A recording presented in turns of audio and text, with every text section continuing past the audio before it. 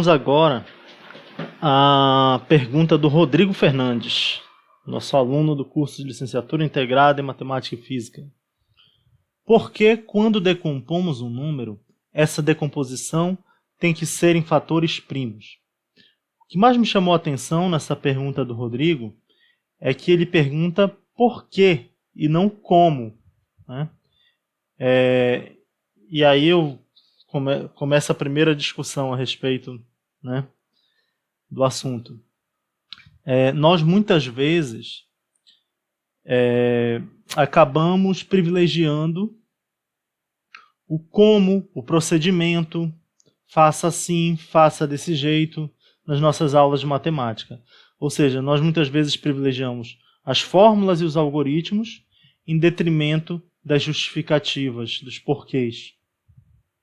Não estou sugerindo aqui que a gente devesse deixar os algoritmos e os procedimentos de lado. Muito pelo contrário, eles são importantes. Todavia, eles não podem ser ensinados desconectados de significado. É interessante que a gente, nas aulas de matemática, procure trabalhar com nossos alunos o porquê das coisas, a compreensão de argumentos, reconhecer falácias, que são argumentos que parecem ser verdadeiros, mas na verdade são falsos, né? E esse tipo de coisa, trabalhar a criatividade, né? A matemática trabalha a criatividade também. Eu costumo dizer que esse tipo de postura tem a ver também com o tipo de cidadão que se pretende formar. Você pode ter uma matemática libertadora, no sentido de que você trabalha os significados, os porquês, né? Ou você pode ter uma matemática alienante, onde você mostra para o sujeito, por exemplo, a fórmula de Bhaskara é essa, você tem que pegar esses valores, jogar aqui na fórmula, pronto, acabou. Seguindo essa linha, né, de ensino, você está formando um cidadão para executar ações, cumprir ordens, sem se questionar os porquês das ordens ou das ações que ele está executando. E isso é muito perigoso. É muito importante a gente tentar, nas nossas aulas de matemática, desenvolver cidadãos críticos. E isso passa por refletir sobre o porquê das coisas e atribuir significado às coisas. Muito bem.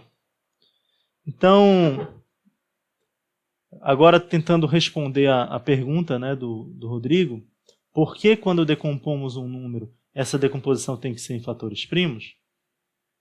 A resposta mais direta para a pergunta seria: não tem que ser em fatores primos. Você pode decompor um número, se você quiser, de outra forma. Quer dizer, eu posso pegar aqui, por exemplo, o número 180, né, e decompor 180 como sendo, por exemplo, 2 vezes 90.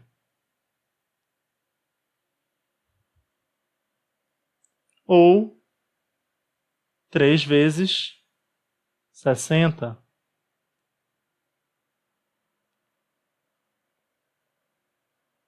Ou ainda 6 vezes 30, né?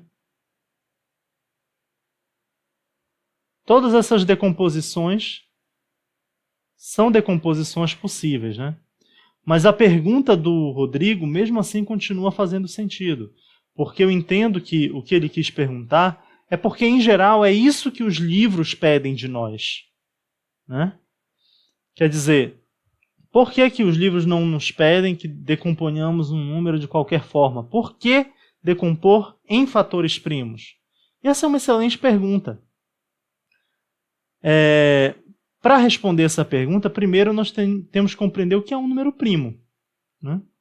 Número primo é qualquer número maior do que 1, pensando aqui no conjunto dos números naturais, né? É qualquer número maior do que 1 que possui como divisores apenas o 1 e ele próprio, né? Assim, por exemplo,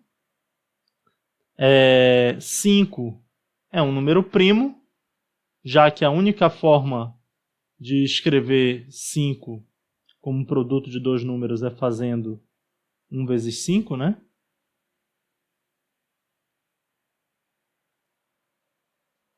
Enquanto que 4 não é primo, já que pode ser colocado na forma aqui, né?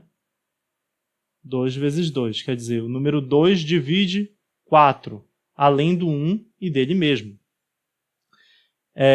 Se a gente estiver trabalhando só com os naturais, uma outra forma de definir número primo é dizer que número primo é aquele que possui exatamente dois divisores distintos, né? Aí você não corre o risco de esquecer de que o 1 não é um número primo, embora seja divisível apenas por 1 e por ele mesmo, né? Bem, todavia o 1 também não é um número composto, né? Já que eu não consigo decompor um 1, assim como eu posso decompor o número 4 aqui como produto de 2 vezes 2, por exemplo. Tá? Então, os números primos, eles são aqueles números, vamos pensar assim, que se você não pensar na possibilidade da multiplicação por 1, né, eles são números que não podem ser decompostos como produto de outros números. Tá? Então, se não valer aqui a multiplicação por 1, você não consegue escrever o 5 como produto de dois ou mais fatores. Embora você consiga fazer isso, por exemplo, com o número 6, que não é primo. Tá? Bem, de certa forma, então, a decomposição em números primos me garante que uma nova decomposição não poderia ser feita. Ou seja, em todos esses exemplos que eu dei aqui, do 180, por exemplo, eu poderia pegar, né, vamos pegar esse primeiro caso aqui, 180, né, igual a 2 vezes 90. Então, isso aqui ainda poderia ser decomposto. Por quê? Porque 90 não é primo. Então, eu poderia escrever isso, por exemplo, como 2 vezes 45. E isso aqui ainda poderia ser decomposto, porque eu poderia escrever isso aqui como sendo 2 vezes. Aí 45 poderia decompor como 5 vezes 9, por exemplo, ou 9 vezes 5, se você preferir. E isso aqui ainda poderia ser decomposto novamente, né, em 2 vezes 3 vezes 3 vezes 5. E aqui, nesse último caso, o que nós temos é justamente a decomposição do número 180 na forma dos seus fatores primos. Quer dizer, é uma decomposição que não pode mais continuar. Chegou no limite. Agora, é claro que nós temos o hábito de não repetir o mesmo primo várias vezes, já que nós conhecemos a operação de potenciação, né, que consiste justamente nisso. Né? Então, ao invés de nós escrevermos 2 vezes 2 vezes 3 vezes 3 vezes 5, habitualmente nós escrevemos 2 ao quadrado vezes 3 ao quadrado vezes 5. Eu espero que isso tenha respondido, Rodrigo, a sua pergunta. Então, vamos à próxima pergunta.